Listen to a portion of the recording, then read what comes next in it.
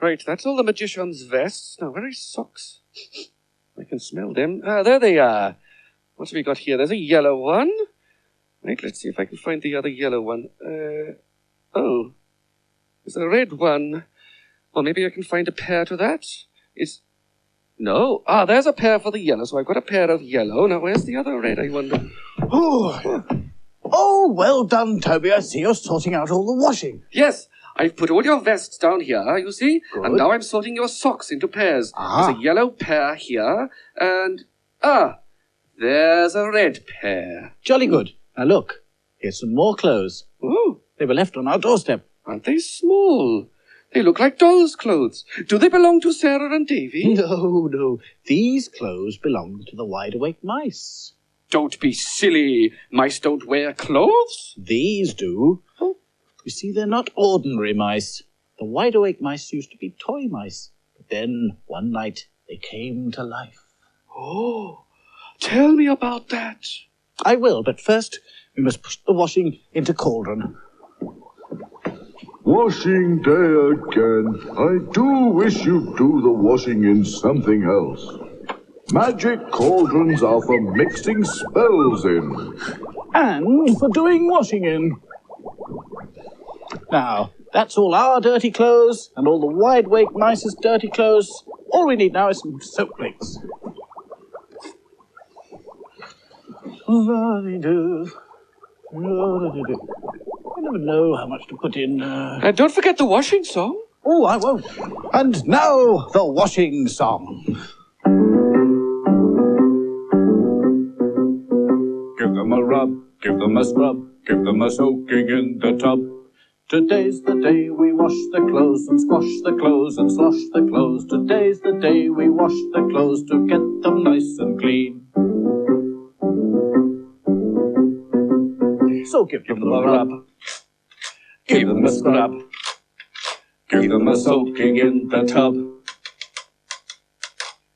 Today's the day we wash the clothes and squash the clothes and slosh the clothes. Today's the day we wash the clothes to get them fresh and clean. Well, now the washing's being done, shall we find out about the Wideawake mice? Certainly. Off you go. Right. And we'll find out all about the Wideawake mice.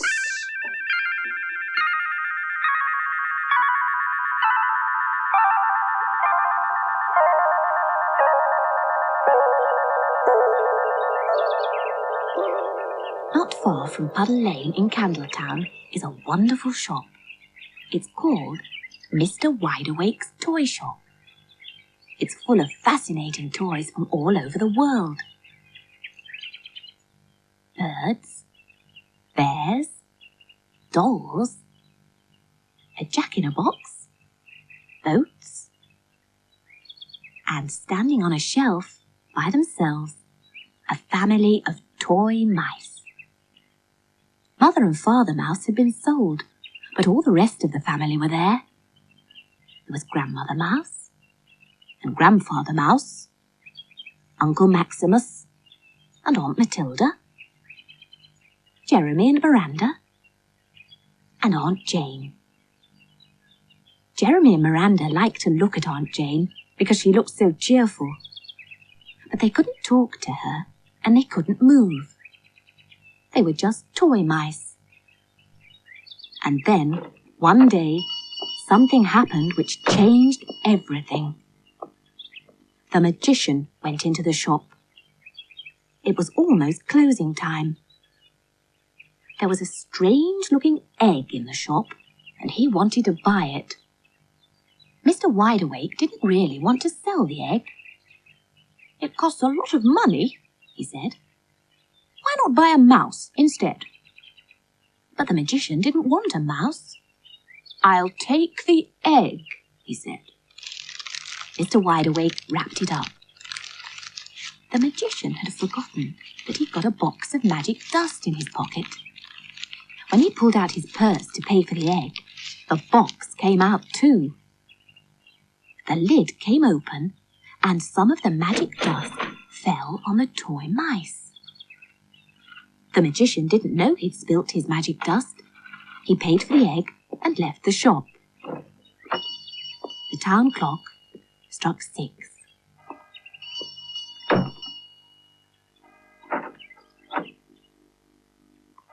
Mr. Wideawake shut the shop and went upstairs for tea. It was very dark and still in the toy shop when Mr. Wideawake had gone. And then the moon shone in through the window. It shone on the toy mice and the magic dust. Grandfather Mouse shook the magic dust from his head and took a step forward. "I can move," he cried. "I can talk too." "So can I," said Grandmother Mouse. "I can move," said Jeremy Mouse. "I can talk," said Miranda. "We can all talk," said Aunt Jane. "It must be the magician's magic dust." "We're alive! What shall we do?" asked Grandmother Mouse. "We can't go on standing here now that we're alive." Grandfather Mouse climbed down from the shelf. "We'll go away," he said.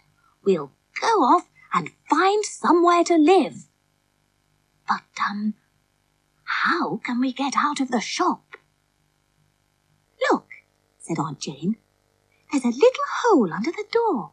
We could go through that." All the mice climbed down from the shelf. The rocking horse watched as Uncle Maximus got stuck in the hole. He was very fat. Grandfather Mouse pushed, and Aunt Jane pulled, and at last Uncle Maximus got out. Soon, the Wideawake mice were all free. Only the other toys in the shop knew what had happened. When Mr. Wideawake came down in the morning, the mice had gone. "Burglars!" cried Mr. Wideawake. "Someone's stolen my mice!" But the door was still locked, and no one had broken the window. "I must have sold them," said Mr. Wideawake. "They couldn't have walked out by themselves." But they had.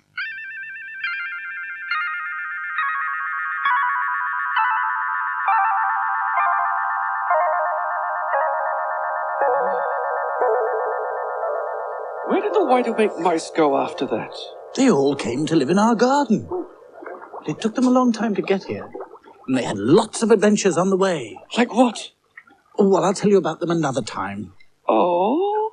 But we've got to make sure that this story's been magicked into the book first. Okay. Come on. Pencils and paper, pens and ink. The words shall appear before you can blink. Right. Now, the story begins where? In Mr. Wideawake's toy shop. That's where the mice lived when they were toys. And that's why they're called the Wideawake mice. Look, here's a picture of them. And I'll just write in the words.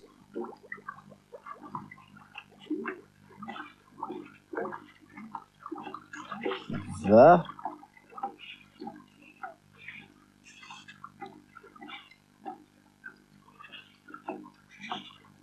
Wide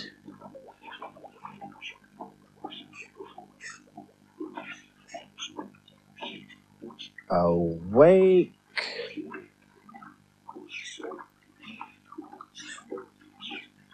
Mice.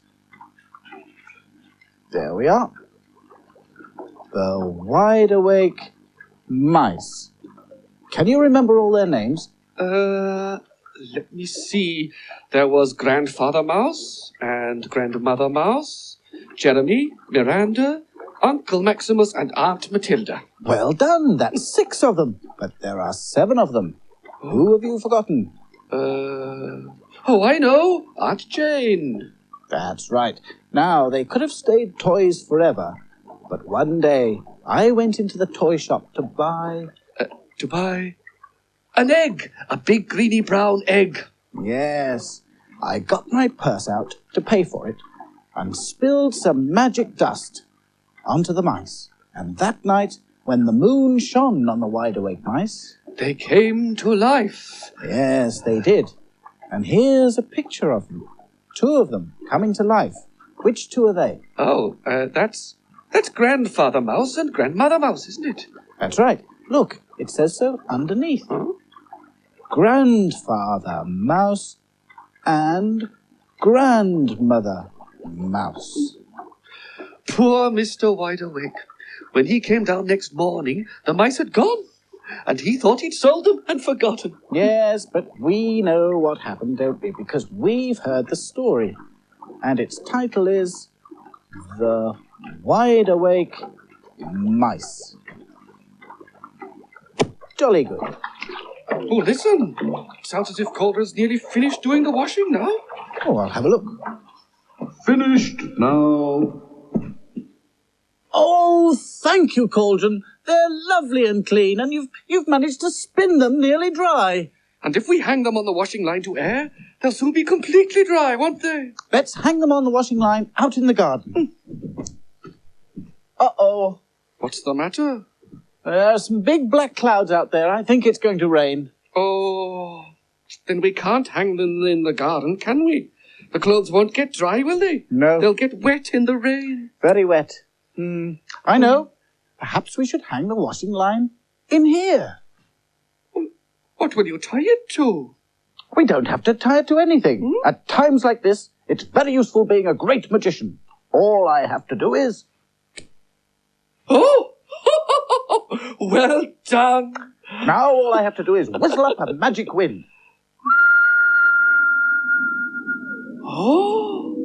And hey presto, soon all the clothes will be dry. Fantastic.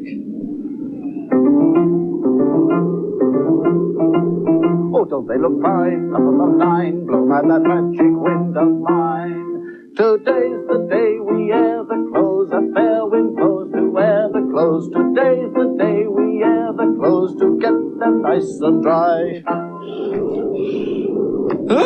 Hold on. Whoa! Isn't the wind blowing a little bit strong? No, Toby. The stronger the wind, the sooner the clothes will be dry. Yes, but will the line hold? Hold? Of course it will hold. It's held there by magic. What's that could possibly...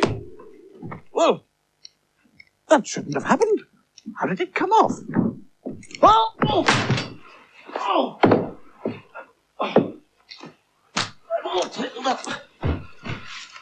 What's all the noise about? Is the washing dry yet? Oh, yes, Cauldron. The washing's quite dry. The only problem is, it's dirty again. Oh, dear, Cauldron. You know what that means? We are just going to have to... Give it a rub. Give it a rub. Give it a scrub. Give it a scrub. Give it a soaking in the tub. Oh, no, not again. Today's The day we wash the clothes and squash the clothes and slosh the clothes. Today's the day we wash the clothes to get them nice and clean. Let's put them in the cauldron. Sorry about this, old fellow.